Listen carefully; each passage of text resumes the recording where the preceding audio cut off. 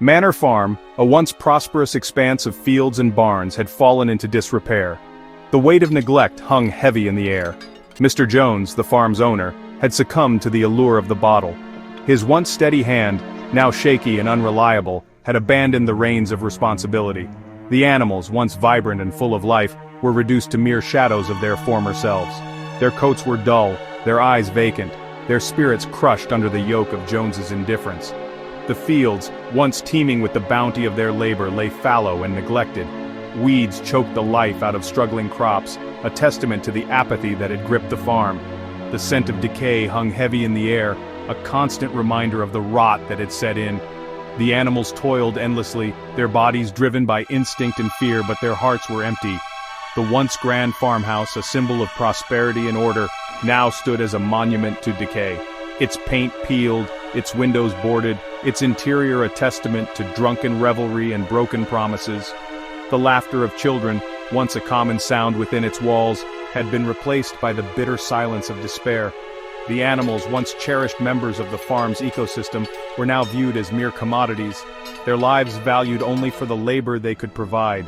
Each day was a struggle for survival. Hunger gnawed at their bellies, a constant reminder of Jones's neglect. The meager rations they received were barely enough to sustain them, leaving them weak and vulnerable. The animals huddled together in the dilapidated barn, seeking solace in their shared misery. Their dreams, once as vast as the open fields, had shrunk to the size of their empty stomachs.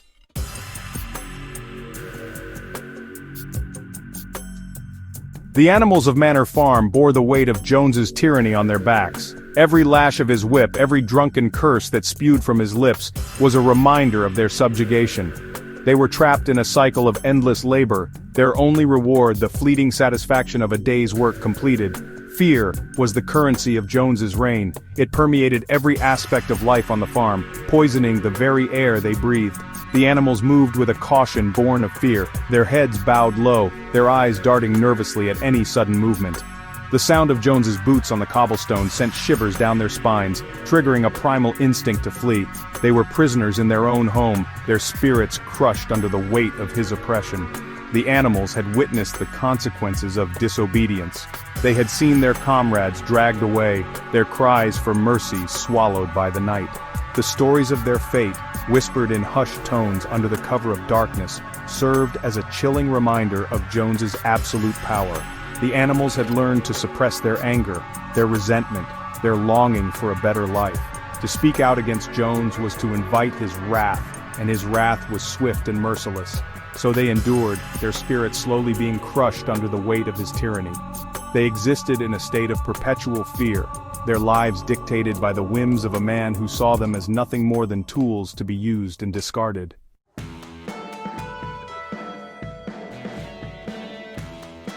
Despite the oppressive atmosphere of Manor Farm, a glimmer of hope flickered in the hearts of the animals. It was a faint flicker, easily extinguished by the harsh realities of their existence, but it was there nonetheless. It resided in the quiet moments of shared hardship, in the stolen glances of understanding, in the unspoken dreams of a better life. This hope was not a tangible thing, not a plan or a strategy, but rather a feeling, a shared belief that their current suffering was not their destiny. It was fueled by the whispers of rebellion, passed from animal to animal under the cover of darkness.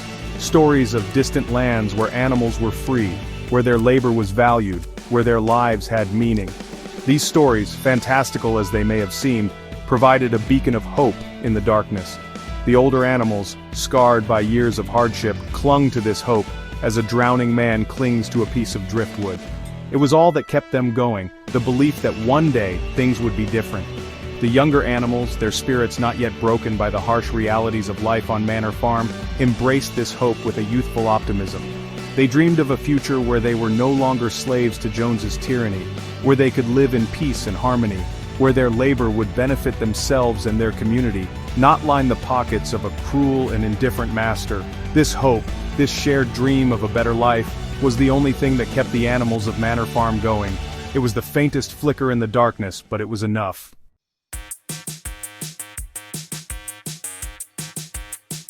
One evening, as the sun began its final descent, casting long shadows across the farmyard, a hush fell over the animals of Manor Farm.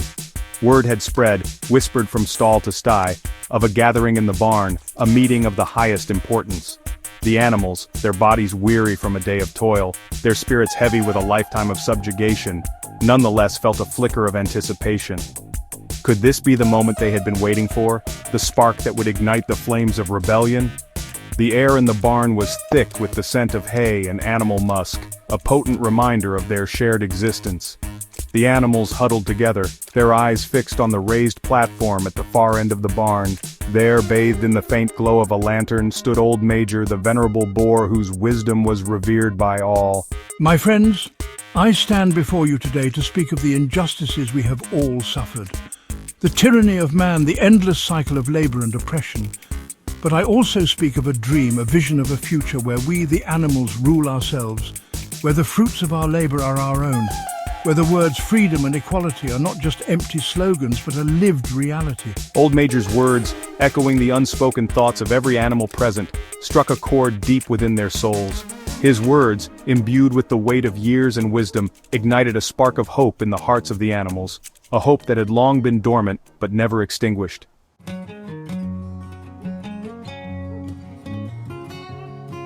Old Major's words, like seeds sown in fertile ground, took root in the minds of the animals. For the first time, they dared to imagine a different life, a life free from the tyranny of man, a life where they were masters of their own destiny. The seeds of rebellion, long dormant beneath the surface, began to sprout. The animals, energized by Old Major's vision, gathered in small groups, their hushed whispers a testament to the dangerous ideas taking shape in their minds. They shared stories of their suffering, of their dreams for a better future, of their growing belief that change was not only possible but inevitable. The older animals, their bodies scarred by years of hardship, their spirits tempered by a lifetime of oppression, approached this newfound hope with a cautious optimism. They had seen their dreams dashed before, their hopes crushed under the weight of Jones's tyranny. But there was something different about Old Major's words, a ring of truth that resonated deep within their weary souls. Could this time be different? The younger animals, their spirits not yet broken by the harsh realities of life on Manor Farm, embraced Old Major's vision with an almost religious fervor. They were the future, and they were determined to create a better world for themselves and for generations to come. The seeds of rebellion, sown by Old Major's words, had taken root, and there was no turning back.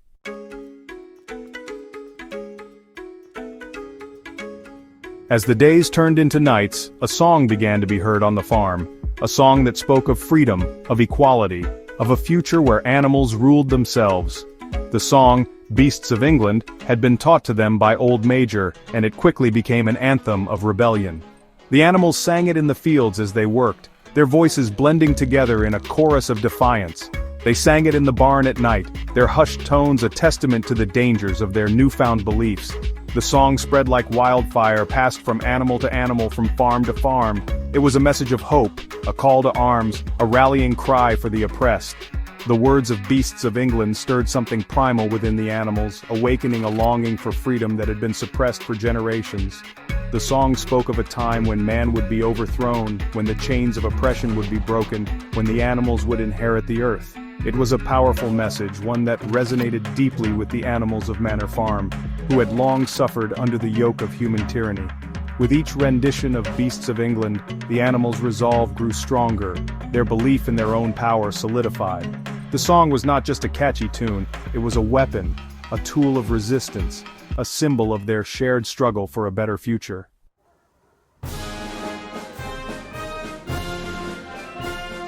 The animals of Manor Farm, their hearts ignited by Old Major's vision and their spirits strengthened by the anthem Beasts of England, could no longer bear the weight of their oppression. The seeds of rebellion, sown in secret and nurtured by hope, were about to burst forth. The catalyst came unexpectedly, on a night thick with the smell of rain and simmering discontent.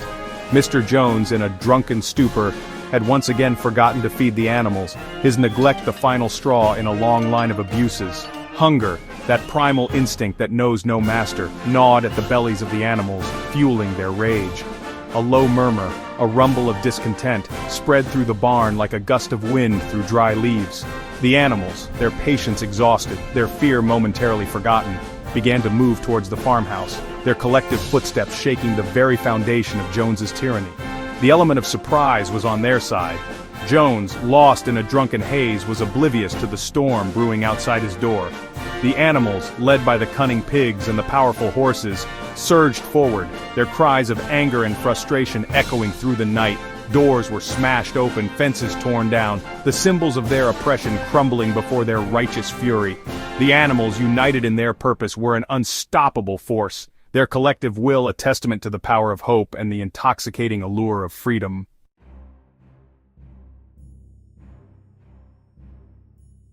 The farmhouse, once a symbol of human dominance, was overrun in a matter of minutes. The animals, their primal instincts unleashed, surged through the house, scattering furniture and shattering glass. Jones, awakened from his drunken slumber by the cacophony, stumbled out of bed, his eyes wide with a mixture of fear and confusion. He had never witnessed such defiance in the eyes of his animals, had never imagined that the creatures he had so long subjugated would dare to challenge his authority.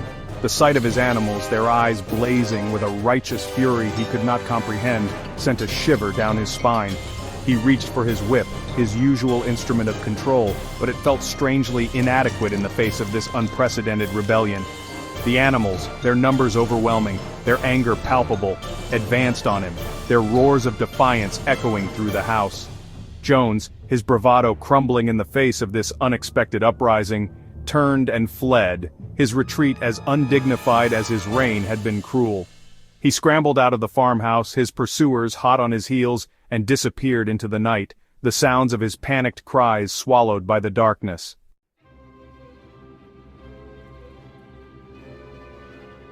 As the first rays of dawn pierced the darkness, a new day dawned on Manor Farm, a day that would forever be etched in the annals of animal history. The animals, exhausted from their night of rebellion but exhilarated by their newfound freedom, gathered in the farmyard, their eyes bright with a mixture of hope and trepidation. The air, still thick with the smell of manure and revolution, crackled with anticipation. The animals, their voices hoarse from shouting, their bodies weary from the struggle, looked at each other with a newfound respect, their shared experience forging a bond stronger than any chain or whip. Manor Farm, that symbol of oppression, was no more. In its place stood Animal Farm, a testament to the animals' triumph over tyranny.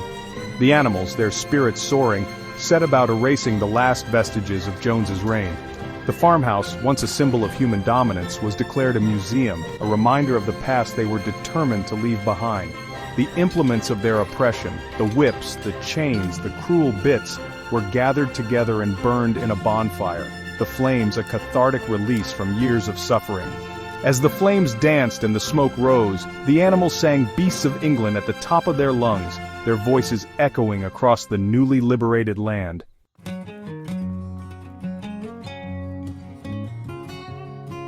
With the embers of rebellion dying down and the euphoria of victory beginning to fade, the animals of Animal Farm faced the daunting task of building a new society, one free from the tyranny of man. The pigs, with their superior intellect, quickly assumed leadership roles, their understanding of human language and their ability to read and write proving invaluable in these early days of self-governance. Under the guidance of Snowball and Napoleon, two young boars with a thirst for knowledge and a vision for a better future, the animals began the arduous task of codifying their newfound freedom. Thus were born the 7 commandments of animalism, 7 principles etched onto the barn wall, a constant reminder of the ideals upon which their new society was founded. 1. Whatever goes upon 2 legs is an enemy. 2. Whatever goes upon 4 legs or has wings is a friend. 3. No animal shall wear clothes. 4. No animal shall sleep in a bed. 5. No animal shall drink alcohol. 6. No animal shall kill any other animal. 7. All animals are equal. These commandments, simple yet profound, were to be the guiding principles of Animal Farm, the foundation upon which they would build a society where all animals were free and equal. The animals, their hearts filled with hope and their spirits buoyed by the promise of a better tomorrow, embraced the 7 commandments with an almost religious fervor.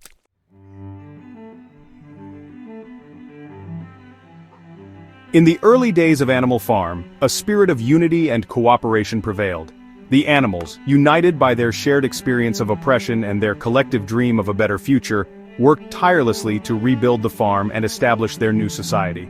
However, beneath the surface of this newfound harmony, the seeds of discord were already being sown. Snowball and Napoleon, the two pigs who had emerged as leaders of the revolution, found themselves increasingly at odds, their visions for the future of Animal Farm diverging with each passing day. Snowball, the more idealistic of the two, dreamed of a modern, technologically advanced animal farm, a farm where the animals would enjoy a life of leisure and prosperity, their burdens eased by the marvels of human ingenuity. Napoleon, on the other hand, was a pragmatist, a shrewd and calculating leader who understood that power, once attained, must be consolidated at all costs. He saw Snowball's idealism as a threat, a dangerous naivete that could jeopardize the pigs' newfound authority. He believed in a strong, centralized government, with the pigs firmly in control, guiding the other animals towards a future of their design. The other animals, their understanding of such complex matters limited, were largely unaware of the growing rift between their leaders. They continued to work hard, their faith in the revolution and the promise of a better future unwavering. They trusted their leaders, believing that Snowball and Napoleon, despite their differences, had the best interests of Animal Farm at heart. The seeds of discord were planted, and the farm's future hung in the balance.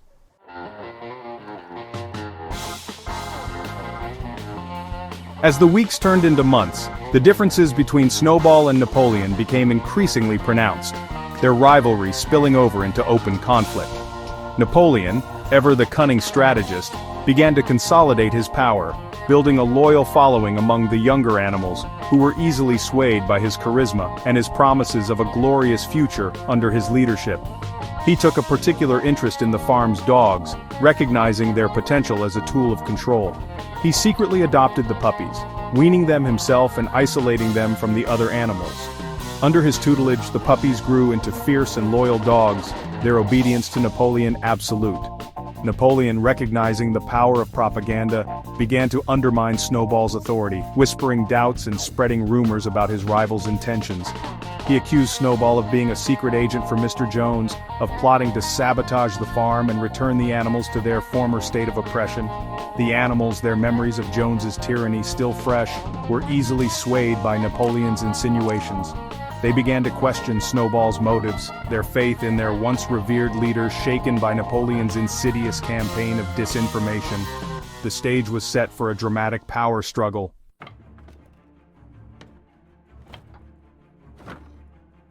The conflict between Snowball and Napoleon came to a head over the issue of the windmill. Snowball, ever the visionary, had conceived of a plan to build a windmill on the farm, a technological marvel that would generate electricity, power machinery, and usher in a new era of prosperity for the animals. He argued passionately for his plan, drawing detailed diagrams and delivering impassioned speeches about the benefits the windmill would bring to Animal Farm. The other animals, inspired by Snowball's vision and eager for a better life, were largely in favor of the project. Napoleon, however, saw the windmill as a threat to his own authority. He recognized that the windmill, if successful, would cement Snowball's position as leader of Animal Farm and diminish his own influence. He publicly denounced the project, dismissing it as a waste of time and resources, but secretly he seethed with resentment, his jealousy of Snowball growing with each passing day.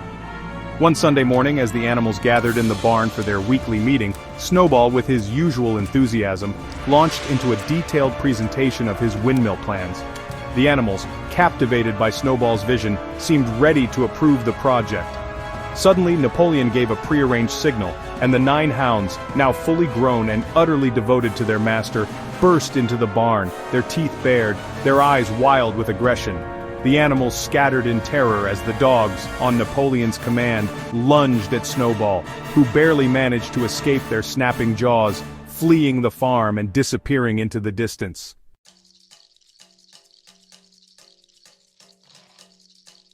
With Snowball gone, Napoleon wasted no time in consolidating his power. He declared himself the undisputed leader of Animal Farm, abolishing the Sunday meetings and ruling by decree.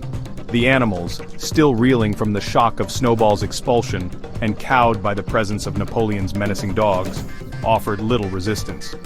Napoleon, with the help of Squealer, his cunning propagandist, began to rewrite history, painting Snowball as a traitor and a criminal, a dangerous element who had been rightly purged from Animal Farm.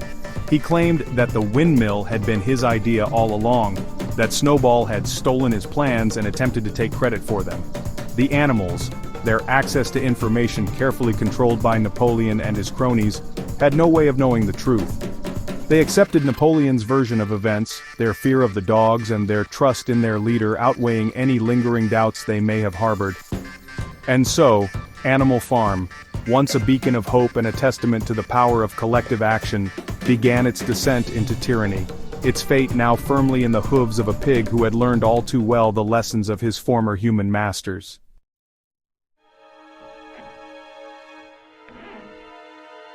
The 7 Commandments, once proudly emblazoned on the barn wall as immutable laws of Animal Farm, began to undergo a subtle but sinister transformation. At first, the changes were barely noticeable, a word here, a phrase there, easily dismissed as tricks of the light or faulty memories. But as Napoleon's grip on power tightened, so too did his grip on the truth. The commandments, once a testament to the animal's dream of equality, became instruments of his deception, twisted and contorted to serve his own ambitions. The animals, their understanding of literacy limited, relied on the pigs, and in particular Squealer, to interpret the commandments for them.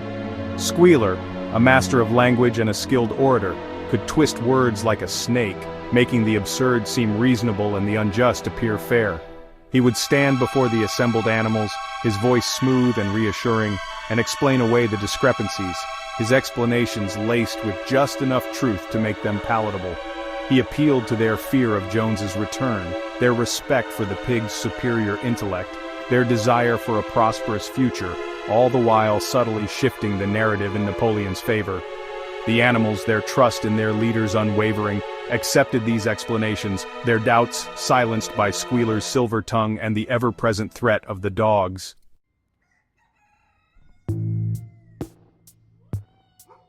Squealer, Napoleon's chief propagandist, was a master manipulator, a virtuoso of deception who could mold the animal's perceptions to fit his master's will. He understood the power of language, the way it could be used to shape beliefs, to instill fear, to manufacture consent. He bombarded the animals with a constant stream of slogans, speeches, and songs, all designed to glorify Napoleon and demonize his enemies, both real and imagined. He painted a rosy picture of life on Animal Farm, emphasizing the progress they had made under Napoleon's leadership, while downplaying the hardships they continued to endure. He skillfully exploited the animals' limited understanding of the complexities of politics and economics, reducing complex issues to simplistic slogans that were easy to grasp and even easier to repeat. He played on their fears, reminding them constantly of the horrors of life under Jones, and warning them that any dissent, any questioning of Napoleon's authority, would surely lead them back to the yoke of human oppression.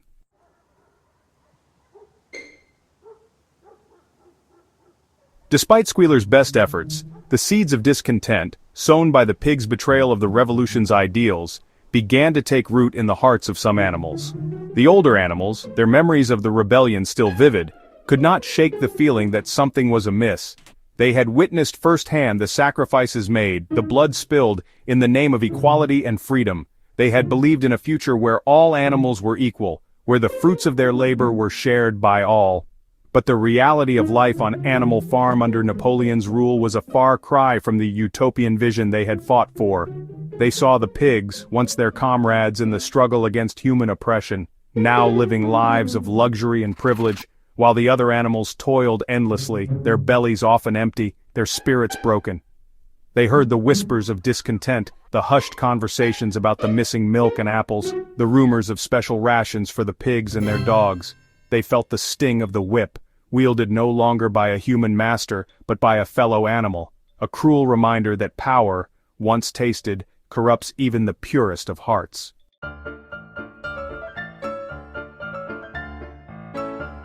As the pigs consolidated their power, a culture of fear and paranoia descended upon Animal Farm. The dogs, ever loyal to Napoleon, became his enforcers, their menacing presence a constant reminder of the consequences of disobedience. They patrolled the farm day and night, their sharp teeth and piercing barks enough to silence any whispers of dissent. The animals, once so eager to express their opinions, to debate the best course of action, now lived in a state of perpetual anxiety, afraid to speak their minds, afraid to question, afraid to even think thoughts that might be construed as disloyal. They learned to censor themselves, to keep their doubts and fears to themselves, to trust no one, not even their closest comrades. The revolution, once a source of hope and inspiration, had become a cautionary tale, a reminder that even the noblest of ideals can be twisted and corrupted in the pursuit of power.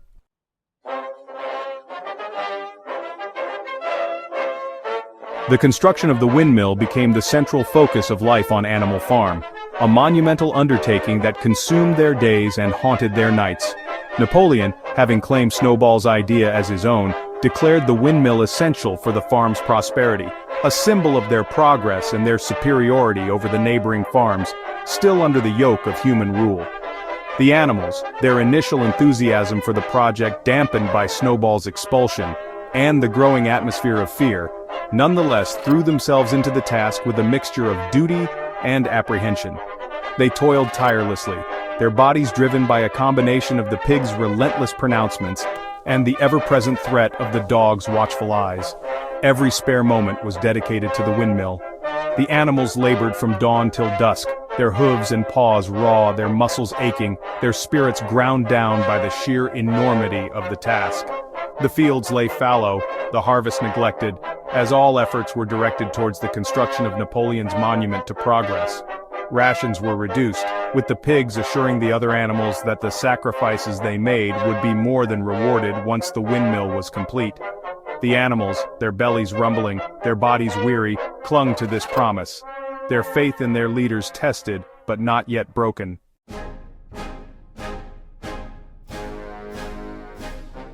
As the weeks turned into months, and the windmill slowly began to take shape against the backdrop of the farm, the true cost of Napoleon's ambition became all too clear. The animals were worked to the bone, their bodies pushed beyond their limits, their spirits ground down by the relentless toil. The pigs, however, seemed immune to the hardships they inflicted upon their fellow animals. They continued to enjoy their special rations, their comfortable beds, their exemption from the back-breaking labor that consumed the other animals' lives. Boxer, the loyal and hard-working cart horse, became the embodiment of the animal's unwavering dedication to the windmill. His immense strength and unwavering spirit made him an invaluable asset to the project. Day after day he could be seen hauling enormous stones, his muscles straining, his breath coming in heavy gasps, his hooves pounding the earth with a rhythmic thud that echoed the animal's relentless toil. "I will work harder," became his mantra, a testament to his unwavering belief in the pigs' promises, his simple mind unable to grasp the true nature of their betrayal. The other animals, inspired by Boxer's tireless efforts, found the strength to carry on, their own exhaustion momentarily forgotten as they witnessed the sheer determination of their comrade.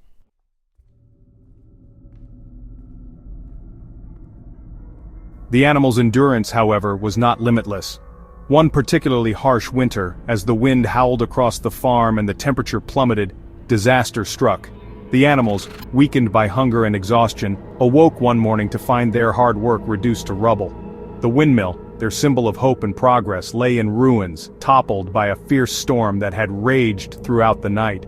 The animals looked on in stunned silence, their eyes wide with a mixture of disbelief and despair. The weight of their sacrifices, the pain of their aching muscles, the emptiness in their bellies, all seemed for naught. Napoleon, his authority shaken by this setback, reacted with a fury that chilled the animals to their very core.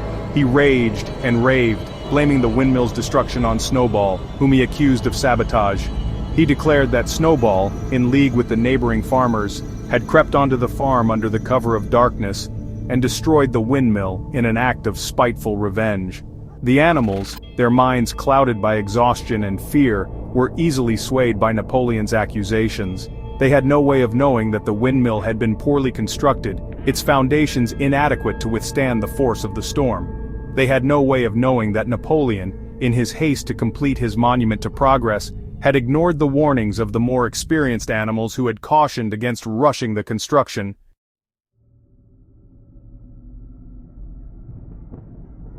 Life on Animal Farm continued, a bleak and twisted reflection of the utopia the animals had once envisioned. The windmill, rebuilt at a terrible cost in labor and suffering, became a symbol not of progress and prosperity, but of the pigs' insatiable greed and the animals' blind obedience. The pigs, their authority now absolute, grew fatter and more indolent with each passing season, their snouts buried in troughs overflowing with the fruits of the other animals' labor. They moved into the farmhouse, once a symbol of human oppression, and took to wearing Mr. Jones's discarded clothing, a grotesque parody of their former masters. The animals, their spirits broken by years of hardship and disillusionment, toiled on, their lives a monotonous cycle of labor and obedience. The songs they had once sung with such fervor, songs of freedom and equality, were now uttered with a dull resignation, their words hollow echoes of a dream long faded. Squealer, his voice hoarse from years of spinning lies, continued to bombard the animals with propaganda, assuring them that their lives were immeasurably better than they had been under Jones's rule. He pointed to the rebuilt windmill, the piles of grain in the barn, the occasional scraps of meat that found their way into their meager rations, as evidence of their prosperity. The illusion of progress was maintained, but the reality was a far cry from the dream they had once fought for.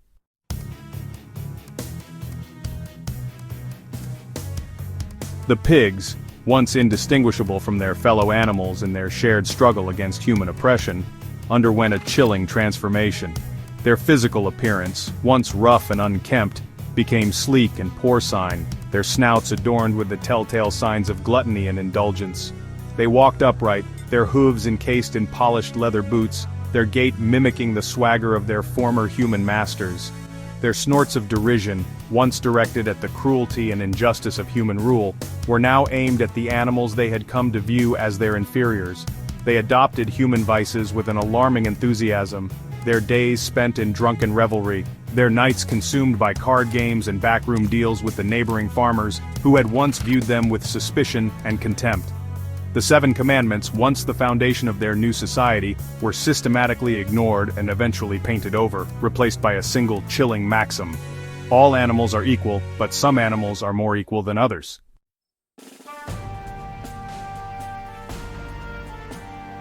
The final crushing blow to the animals' dream of a better future came on a night that began like any other, with the animals huddled together in the barn, their bodies weary from a day of toil, their spirits numbed by years of disappointment.